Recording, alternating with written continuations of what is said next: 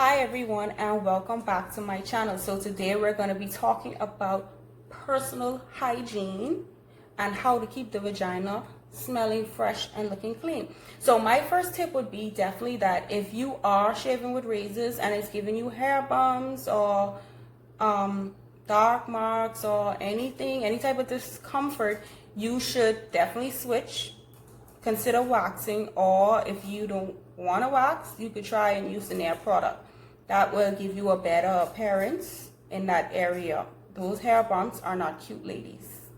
The next thing that I would like to say is that a woman's body naturally creates a fluid that flushes out menstrual blood, harmful bacteria, and semen. So you don't need to be using any Summer's Eve douche products, any scented body washes, sprays, liquid oils, whatever it is, soap, anything inside of your vagina, because your body already has it covered. I repeat, you do not need those products. They are quite harmful to the vagina. It actually removes the good bacteria and the natural protection from around your vagina. So those of you, and I know all of you, most of you, love those Bath and Body Works and those Victoria's Secret body washes. You don't need to be washing your vagina with those products. So I definitely recommend that you use an unscented soap to wash that area, like I said. So this is one of the things that I wanted to read. Every female has a natural vagina scent that can change throughout her menstrual cycle. Every healthy vagina makes discharge. Normal vaginal discharge is usually clear, white, or light yellow, and sometimes sticky. So we all should definitely know what comes out of our body, how it looks, how it smells, and the texture. So you need to get a mirror and look at it, because you need to know how the outside of it looks as well. So if there's anything going on, you would know, because your discharge is your body's way of telling you that something's wrong with your vagina. Is that you may have a body odor and you're wondering, well, what's going on? Why do I smell like this? Sometimes it's due to poor hygiene. You're not bathing properly. You're probably wearing tight clothes and it's causing you to sweat, which in return is going to give you a body odor because the bacteria is building. Also, when you're bathing, you know how guys have that extra skin around their penis. Well, you know that they need to skin that back and wash around the rim properly, because that extra skin stores sweat, dirt, and pee, urine. So the clitoris actually has that extra skin that you guys need to pull back and wash, because that actually holds germs as well. So that is probably where you're getting the odor. And if it's not that, then you probably have a yeast infection or a bacterial infection. And the only way to determine what it is to actually go and see your doctor or your physician. So I definitely recommend that, and that is why it is important to know the consistency, the color, and the smell of your discharge, so you could relate to your doctor what's going on, and it will be a lot of help for them to determine what's wrong with your body. Another thing is that, like I said, if you think that you do have an odor, having sex is not the answer.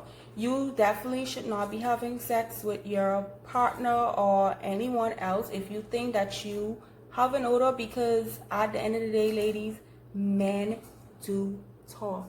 They talk just like us. It's not a secret. You think his nose isn't working? You really think he cannot smell?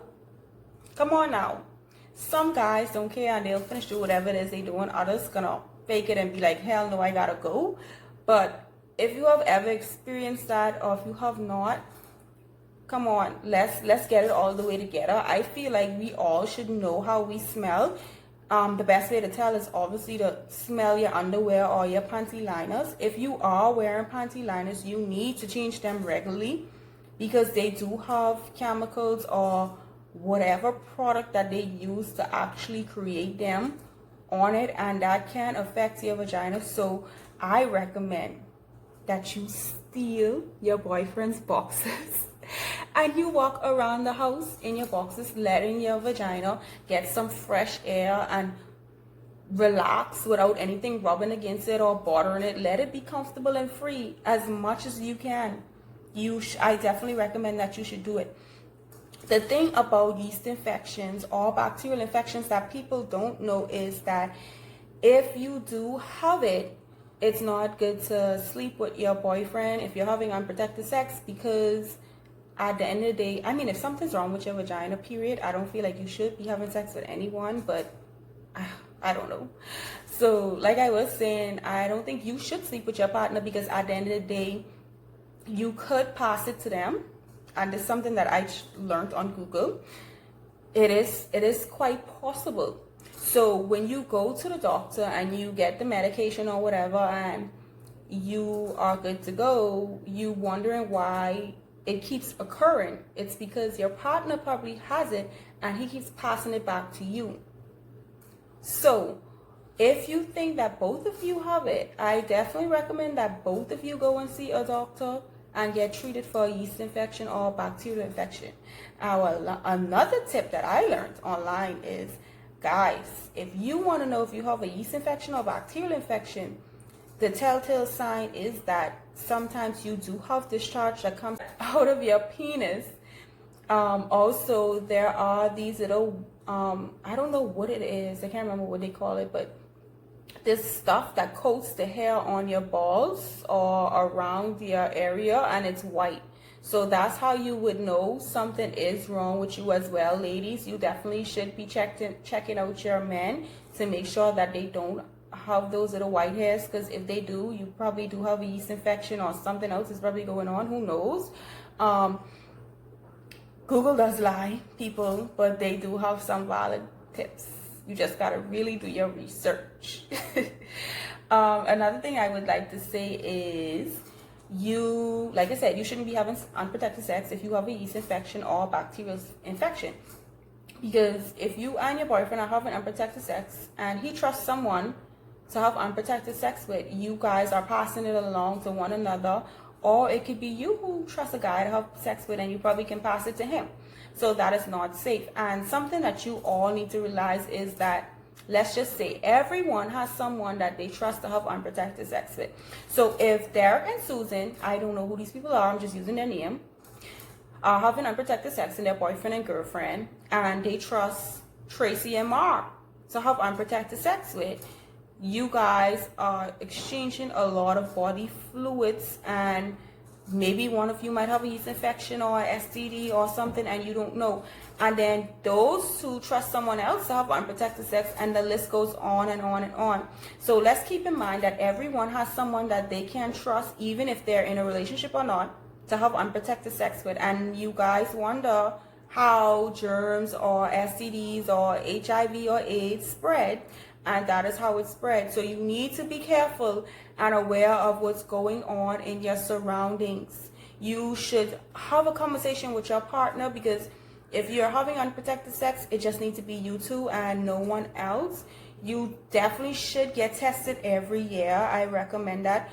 I don't care how much you trust someone, you both should get tested every year, married or not. Yeah, so the next thing that I would like to say is, ladies, if you want, and this is a little secret that I learned also, if you want your vagina to be very moist during sex, the secret is you gotta drink a lot of water. Water brings a lot of moisture. So water is good for you guys. So thank you guys for watching my channel, and don't forget to hit the like and subscribe button below.